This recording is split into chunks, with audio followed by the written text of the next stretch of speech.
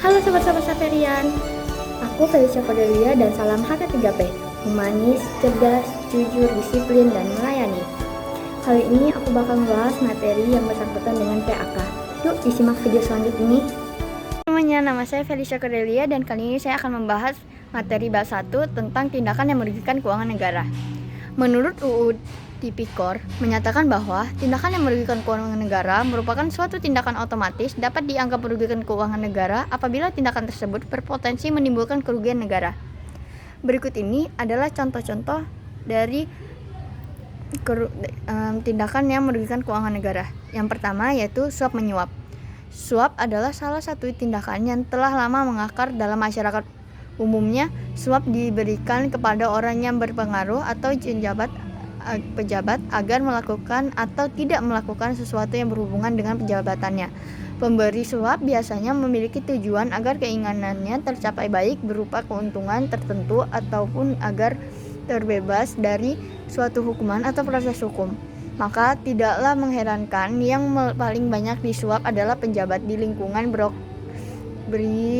birokrasi pemerintah yang mempunyai peranan penting untuk memutuskan suatu, umpamaannya dalam pemberian izin ataupun pemberian proyek pemerintah. Contoh yang kedua yaitu penggelapan dalam jabatan, merupakan perbuatan melawan hukum sebagai bentuk penyalahgunaan jabatan pegawai negeri yang menyalahgunakan atau membiarkan penyalahgunaan uang ketika ditugaskan menjalankan suatu jabatan umum secara terus-menerus atau sementara, masuk dalam kriteria ini. Tujuan pelakunya adalah meraup keuntungan pribadi dan merimbas pada terjadinya kerugian negara.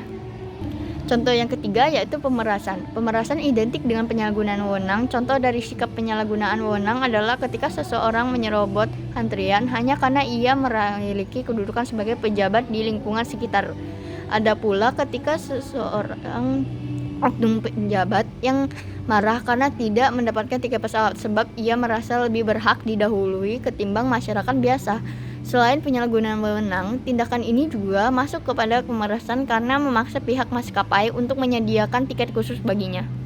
Contoh yang keempat yaitu perbuatan curang. Perbuatan curang adalah perbuatan yang tidak jujur atau tidak adil yang berakibat kerugian pada orang lain. Perbuatan ini umumnya terjadi dengan motif mencari keuntungan secara melawan hukum oleh si pembuat kecurangan.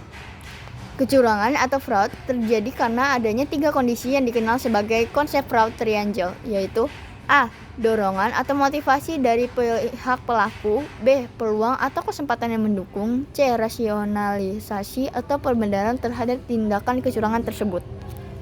Contoh yang kelima yaitu penggadaan, merupakan benturan kepentingan dalam penggadaan. Penggadaan merupakan kegiatan yang bertujuan untuk menghadirkan barang atau jasa yang dibutuhkan oleh suatu instansi atau perusahaan, orang atau badan yang ditunjukkan untuk pengadaan barang atau jasa ini dipilih setelah melalui proses seleksi yang disebut dengan tender. Contoh yang keenam dan yang terakhir yaitu jenis korupsi gratifikasi, merupakan tindakan pemberian hadiah yang diterima oleh pegawai negeri atau penyelenggaraan negara dan tidak dilaporkan kepada KPK dalam jangka waktu 30 hari sejak diterimanya gratifikasi. Gratifikasi dapat berupa uang, barang, diskon, pinjaman tanpa bunga, tiket pesawat, liburan, biaya pengobatan, serta fasilitas-fasilitas lainnya.